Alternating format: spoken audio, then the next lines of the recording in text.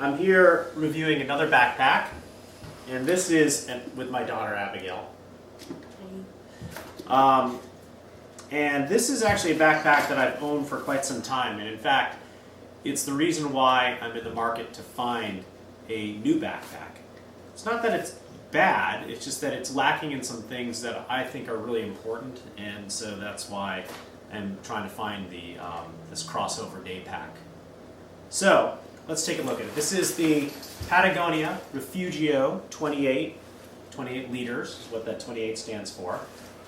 And the most important thing about this pack that makes it not work well for me is the fact that it lacks one of these waist belts. And as I've said in other entries on my blog, not having a waist belt makes this thing crazy when you try to run or when you try to bicycle, because it just swings on your back if it's loaded.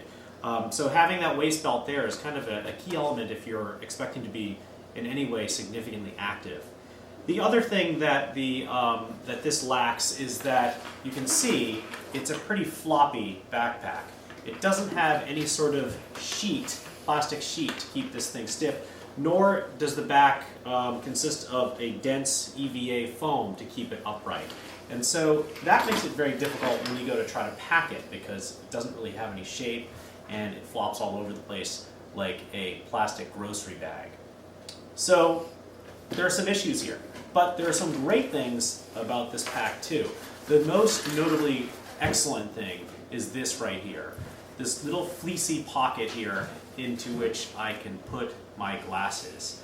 And since I am a glasses wearer, I'm constantly having to switch out my prescription sunglasses with my regular prescription glasses. So having it right on the top in a fleece-lined pocket is really a nice feature, and it's a feature that I actually would like to find in other packs, but rarely do I ever find that. The other thing that's great about this is that this front panel has this organizer, this divided organizer here, where I can keep my cell phone and stylus and pens and a pack of gum and maybe a portable hard drive or something like that. And it's separate from the main compartment. And the beauty of that is that I'm constantly going in and out of this.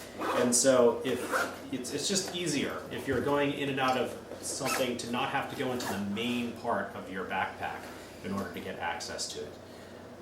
The other thing that's great about this pack is it has these pockets here on the side into which you can put an Nalgene bottle. Right now I have my car keys on this side and nothing at this point over here. But the fact that you have this open-topped pocket, it's not mesh in this case, which is even better because it would allow a bottle that has a lot of condensation to just drip through. But it still is awfully handy to have this kind of thing. In a lot of packs, you either have nothing here or you have something that's a zippered pocket, and that's not nearly as useful in my book to have a zippered pocket. The other thing that is important to note here, you'll notice that there are these compression straps. And these compression straps seem like a great idea because if you don't carry a whole lot of load, you can actually flatten the back in the backpack enough to remove some of the volume. But the problem is, you can see here, is that the compression straps go across the zipper. And so what happens inevitably is you just stop right here. Nobody's going to do the sort of transfer underneath and keep unzipping, because even if you did, the compression straps prevents you from being able to open it up all the way.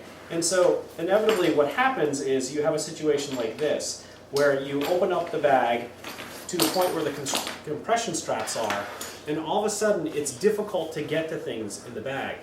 That's particularly important if you happen to have something like this. And this is my camera bag. And I like to be able to put my camera bag, I always carry my camera with me, into here.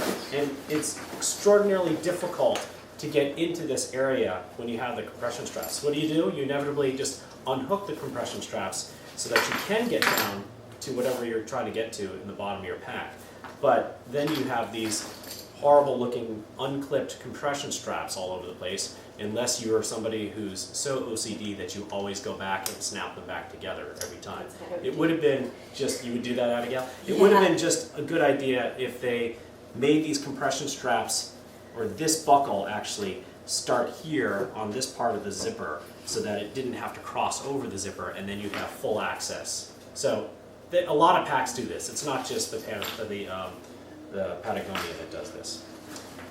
All right, so what else does the Patagonia offer? Well, it certainly has, right in here, a laptop compartment here. It's padded and it doesn't go all the way to the bottom, so if you happen to drop this thing, it's not going to impact the bottom, your laptop and break your laptop. And the other thing that's nice about this is you can also use this to put in your hydration bladder. And just like most of these things that have the ability to do hydration bladder, you can actually stick the tubing out through the back here and then string it along so that you can drink from the hydration bladder through this tube. Okay, so that's about it.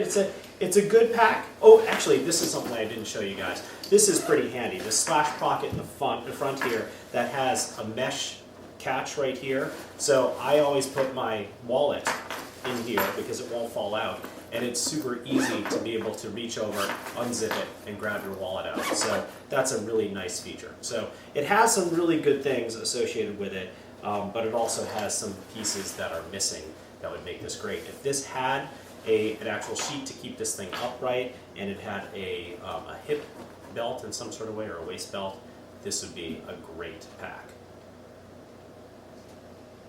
Good? Okay, say goodbye, Abigail. Bye.